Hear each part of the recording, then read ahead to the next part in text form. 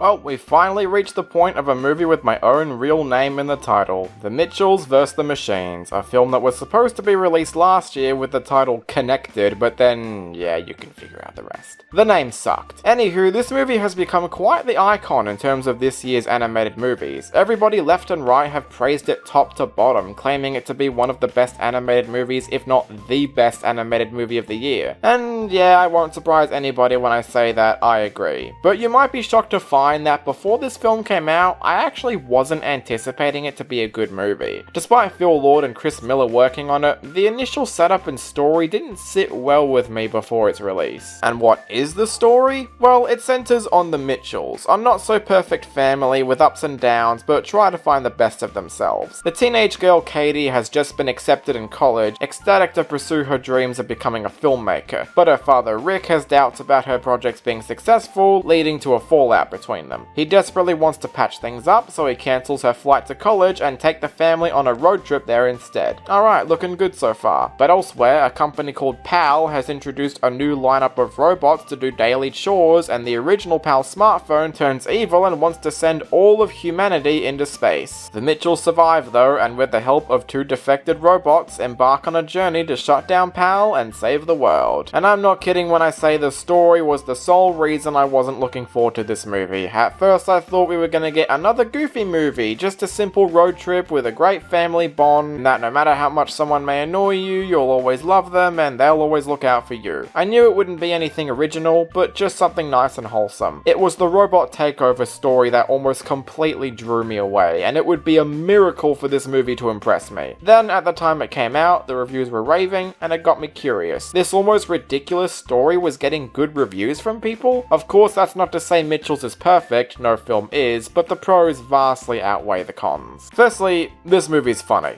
And I mean really funny. Probably the funniest animated movie of the year. The writers behind this worked on Gravity Falls, and considering how hilarious that show is, it shouldn't be a surprise that this movie fulfills the same high standards. It's filled with plenty of energy, clever timing, and just overall smart writing. Oh my god, the Furby scene was hysterical. And that's thanks in part to the animation, which takes notes from Spider-Verse in that it's mostly CGI, but has 2D elements sprinkled in. All those sharp and sketchy drawings put throughout makes this feel like a movie that Katie herself made. Plus the exaggerated character expressions or even character designs elevate the movie's zany style. The animation's thankfully a nice blend of both realistic and ridiculous. It's good stuff overall. I find myself identifying with Katie a bit. I was a sucker for filming puppets or toys in front of a camera. Heck, that's what half of my time on YouTube used to be. And I love drawing funny cartoons on paper. Not a lot of animated movies show off those types of hobbies for lead characters, so it's cool to see those quirky teenagers like myself getting represented. I especially love how despite Katie's best interests, she still does a fantastic job sharing her hobbies with others and doesn't even make a fuss for too long about the road trip. Not saying Goofy Movie did this badly, I just think it's a refreshing change of pace. And I don't know if it's just me, but I think Katie, Aaron, and maybe Rick are on the autism spectrum, which thankfully aren't treated as jokes, that's just who they are. And there's also a strong emotional core carried through with the relationship between Katie and Rick. It did remind me too much of a Goofy Movie, again, another mention, since they start out on rough edges but slowly begin to get along as the movie goes on, including that critical dramatic point where everything falls downhill again. It's very predictable, but it doesn't make it bad either. The emotional core is there enough for me to care about it. This movie is all about a family finding ways to work together and go through character arcs, and surprisingly, a robot apocalypse story is perfect for that dynamic. I only really have a few issues with this movie that prevent it from being amazing. The first is the villain. She's funny and she can be intimidating, but there isn't really a lot to her. She's just someone pushed to the side like a piece of rubbish, so it's fitting how she'd plan that same treatment onto humans. But she's definitely the least interesting character, that's for sure. And even though I liked most of the internet references, there's a couple that are a bit cringe. Otherwise, I don't have a whole lot to say. The Mitchells vs. the Machines is far from a flawless experience, but considering how much I thought it would suck, it meant a lot to me when I came out loving a good majority of it. It has a very realistic family dynamic, it's incredibly funny, has vibrant and colourful animation, and a wonderful story to boot. I still think a Goofy Movie is a bit better in most areas, and in terms of Netflix animated movies I still think Klaus is better, but that can't detract from what is mostly a really fun movie and definitely one of the strongest movies the year has to offer. Honestly, thanks to this and Spider-Verse, I have a lot of faith in Sony Animation now, and considering they have 2 more movies this year, I I hope they're just as good too.